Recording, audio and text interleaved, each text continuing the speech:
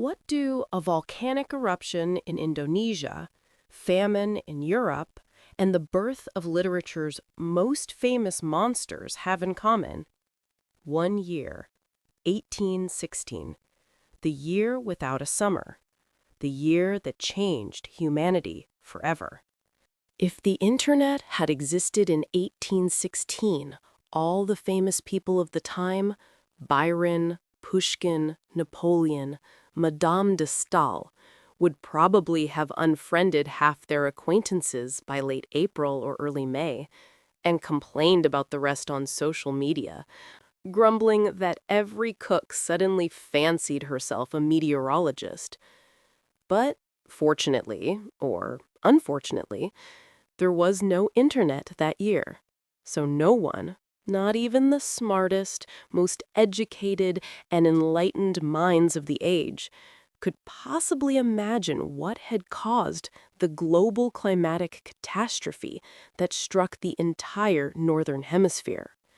Today, I'll tell you about the year when summer never came. What do I mean when I say that there was no summer in 1816? It means that throughout the entire Northern Hemisphere that year, spring never really came. Snow lay on the ground until the end of May and continued into June. And when I say snow, I don't mean a light flurry. It settled, piled up, and turned into real snowdrifts. In the agricultural zones, where by May meadows would normally turn green and orchards would bloom, it snowed for an entire month. The rivers never fully thawed that spring, throwing transportation into chaos, since commercial trade at the time depended heavily on rivers as the main transport routes. But within a couple of months, it became clear that this wasn't even the worst problem. There was nothing left to transport. When the snow finally stopped, the rain began, almost nonstop. Switzerland recorded a remarkable 130 days of continuous rainfall. And then, in August, came the frost. Everything that had been planted, and the sowing that year was already unusually late, was either washed away by rain or killed by the cold. Farmers slaughtered their livestock because there was nothing to feed them. People survived on goosefoot and hunted ground squirrels. This wasn't just happening in Europe or America. Asia was suffering too. In China, unprecedented floods destroyed crops and condemned millions to starvation. People abandoned their homes, migrating in search of a better life, only to find that everywhere they went, it was the same story. Reasonable people began to think the end of the world had come. The sun turned red and dim. You could look straight at it without averting your eyes. Even with the naked eye, dark spots were visible on its surface. This led many educated people to believe that the sun itself was the cause of the cold.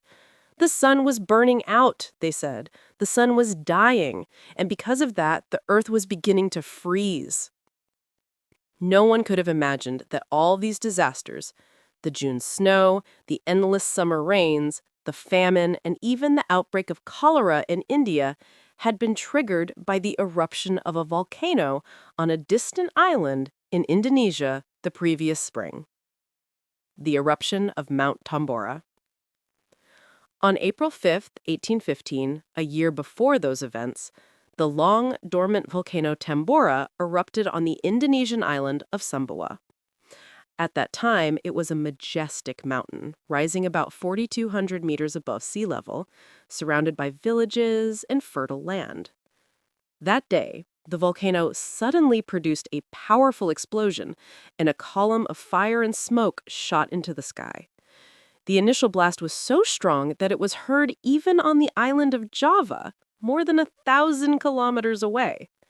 Yet most of the inhabitants of Sumbawa decided that the worst was over, that the volcano would simply light up their nights, throwing flames into the sky.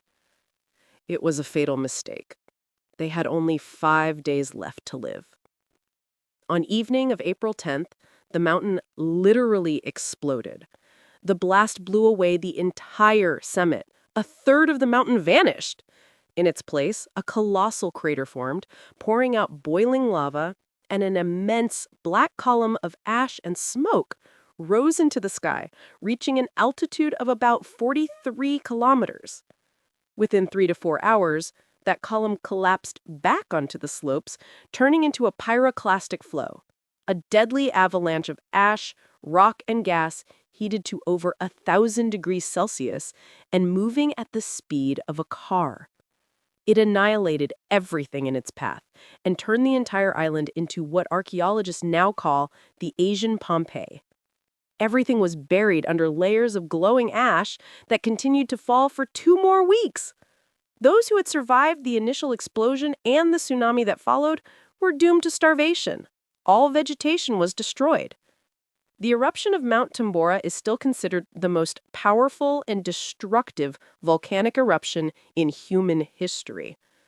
And yet, it was still only a local catastrophe. In Indonesia, no one knew that this event would become the first link in a chain of disasters that would change the climate of the entire northern hemisphere. The following year, 1816, would be what we now call a volcanic winter. What is a volcanic winter? The eruption of Mount Tambora released about 60 million tons of volcanic gas, mostly sulfur dioxide, SO2, into the atmosphere. This gas didn't fall back to Earth along with the ash. Instead, it limbered high above the planet for many months, slowly spreading through the stratosphere, carried by strong upper-level winds. Over time, this sulfuric haze formed a thin veil of tiny particles encircling the upper layers of the atmosphere. These particles reflected sunlight back into space, and as a result, the average temperature across the northern hemisphere dropped by about 0.7 degrees Celsius. That might not sound like much, but that figure is an average.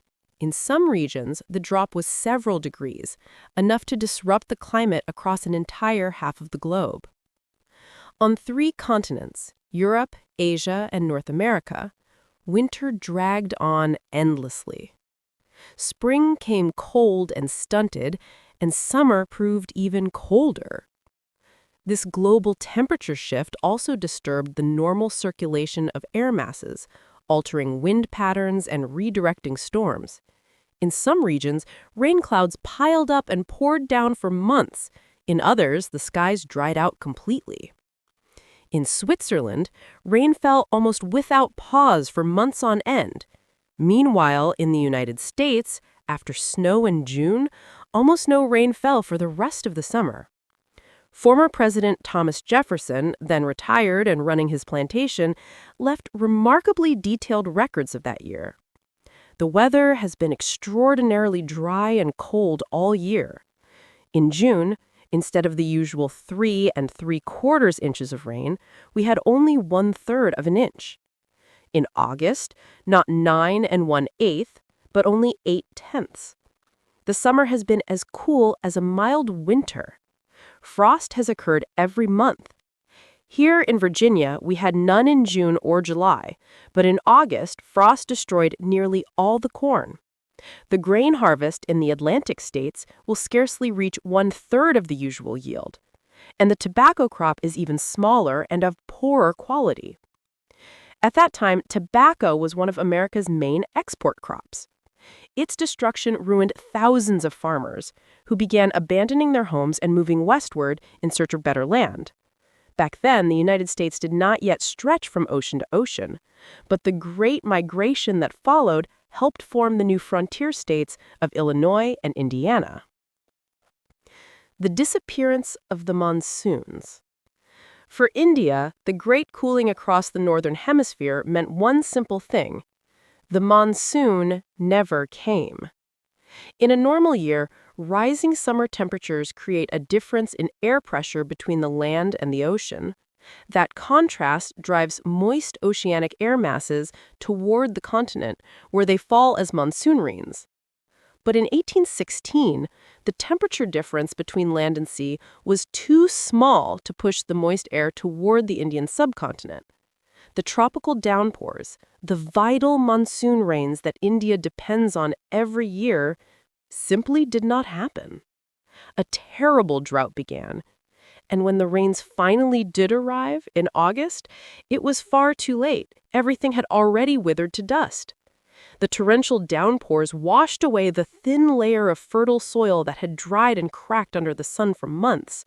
The roots of dead plants no longer held the ground, and the rain turned the fields into rivers of mud that carried away what little remained of the harvest. Then came a famine unprecedented even for India. But that was still a local tragedy. The true disaster began when, in the few freshwater ponds that hadn't completely dried up, something else started to flourish: cholera bacteria. Cholera was originally endemic to India. Before the 19th century, outbreaks occurred regularly but never spread beyond the subcontinent. The bacteria could not cross the Himalayas. Cholera thrives in freshwater, in rivers, lakes, and ponds. During normal monsoons, these waters overflow their banks, washing away the bacteria, plant matter, and nutrients into the sea. Each year, the disease had to rebuild its population from scratch. That's why, although epidemics were frequent, they were contained within India. But in 1816, the monsoon rains failed. Stagnant, warm water and worsening sanitation created perfect conditions for cholera to multiply. It struck the starving, weakened population with devastating force. That year, cholera became a pandemic for the first time. It spilled beyond India's borders, crossed the Himalayas, and by 1828 had reached the Mediterranean on one side and Japan on the other. From then on, throughout the rest of the 19th century and well into the 20th, cholera would return again and again, a recurring global pandemic that claimed millions of lives around the world. The eruption of Mount Tambora didn't just bring misery. It also gave rise to some curious innovations in both technology and culture. At the time, oats were one of the most important grains. They fed both people and horses. After the failed harvest of 1816, the price of oats rose sevenfold, which meant that keeping a horse became unaffordable, not only for the poor, but even for the middle class. This situation inspired the German baron, Karl von Drais, to invent and patent a machine that could move without a horse, powered instead by human effort. He called it the Laufmaschine, the running machine. It became the prototype of all modern bicycles and scooters. In the spring of 1816, Lord Byron left England for the continent. After a painful divorce and an avalanche of scandals, he was in a dark mood and could no longer show his face in London. The rumors were vile. His windows were literally being smashed by angry neighbors, and at least 4 offended women were chasing him across Europe, not entirely without reason. So Byron effectively fled to Switzerland, hoping to hide from the gossip and quietly finish the 3rd canto of Childe Harold's Pilgrimage. He rented a house on the shore of Lake Geneva and dreamed of peace and solitude. But fate had other plans. Soon, he was joined by a rather unexpected group. A former lover, the very one he was hoping to escape from, her half-sister, and the sister's boyfriend. While the presence of the ladies annoyed Byron, the young man traveling with them immediately caught his interest. It was Percy by Shelley, a poet whose work Byron had long admired. Shelley, in turn, revered Byron and was eager to meet him. A warm friendship quickly formed between them. They rented 2 neighboring villas on the shore of Lake Geneva, bought a small boat, and spent nights sailing under the moon, singing wild Albanian songs, apparently the ideal pastime for young romantics. Unfortunately, the summer of 1816 was not made for moonlit nights. The relentless rain, those same famous storms of the year without a summer, kept the whole group trapped indoors for weeks.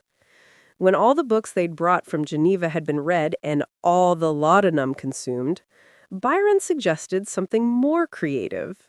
Since everyone present fancied themselves a writer, including Byron's personal physician, Dr. John Polidori, he proposed that each of them write a ghost story. He himself had already started one. From his travels in the East and Southern Europe, he had brought back tales of vampires, the undead creatures who drink human blood. He came up with the idea of setting such an ancient figure in modern London and began a short story, but soon abandoned it. Polidori, with Byron's permission, took the concept, reworked it completely, and finished the tale. It was published anonymously, but the doctor eagerly spread the rumor that Byron himself was the author. The book was an immediate success. Thus was born the first literary vampire, Polidori's creation. That story became the foundation of an entire genre of romanticized blood drinkers. Without it, there would be no Dracula, no Interview with the Vampire, no Twilight, no True Blood, none of the vampire myth we know today. But an even greater legacy emerged from that same rainy Swiss summer night, a story written by another young woman in the same house, one that would forever change literature and culture. An even greater influence on literature and culture came from a story written by one of the young women in Byron's circle. Her name was Mary Godwin. She was 19 that year, and by December she would marry her lover, Percy Bysshe Shelley, becoming Mary Shelley. It was she who created an entirely original story about a scientist who, using galvanic electricity, brings to life a body stitched together from human corpses. The creature he creates wanders the world in search of love and companionship. Mary Shelley's Frankenstein became the foundation of the entire genre of science fiction. It was also a masterpiece of Gothic horror and an endless source of inspiration for art, cinema, and, of course, Halloween costumes. And all of it was born out of that same summer that never came. The eruption of Mount Tambora is rated 7 out of 8 on the Volcanic Explosivity Index. For comparison, the 1991 eruption of Mount Pinatubo in the Philippines was a 6 and caused a global temperature drop of about half a degree Celsius. Such massive eruptions are extremely rare. An eruption rated 8 would mean a true supervolcano, the kind scientists fear could one day occur at Yellowstone. Fortunately, that scenario remains highly unlikely. When a much smaller eruption struck Mount St. Helens in Washington state in 1980, the local university had to close. Everything around was blanketed with a thick layer of ash. Dramatic footage from that time still survives. Yet, only a few years later, those same ash-covered fields began producing remarkably rich harvests. Volcanic ash, as it turned out, contains a wealth of minerals essential for plant growth. What began as a natural disaster eventually became a blessing, transforming that region into one of the grain centers of the United States. When the June snow finally melted, Europe discovered that money had melted with it. The years 1816 and 1817 went down in history as the year of poverty. Bread tripled in price, oats cost 7 times more, and people boiled tree bark and soup made of weeds. In Switzerland and southern Germany, starving peasants flooded the cities.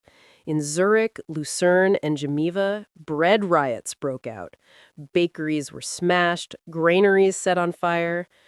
Governments responded as governments often do. Bavaria introduced the death penalty for stealing a loaf of bread. Meanwhile, far from the chaos, sat a man who would now be called a business humanist, Robert Owen, a Scottish factory owner. While others were firing workers, he opened cooperative stores and schools, insisting that you can't expect morality from a starving man. With that phrase, the idea of social reform was born.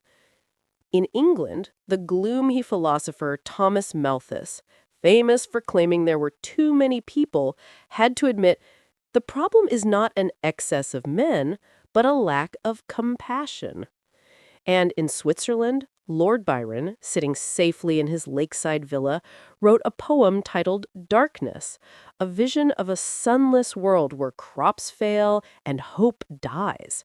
It wasn't just poetry, it was the collective nightmare of an entire generation, realizing that civilization could perish not from war, but from the weather. Amid the despair, something new appeared.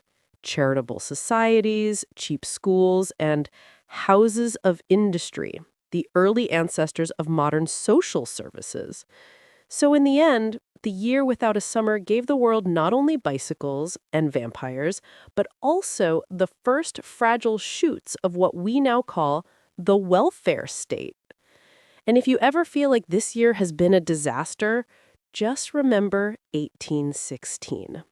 No summer, no harvest, but bicycles, Frankenstein, and vampires. So please don't let the story fade into the dark. Like the video, subscribe to the channel, let the algorithm know you still care about why the world sometimes freezes and then comes back to life.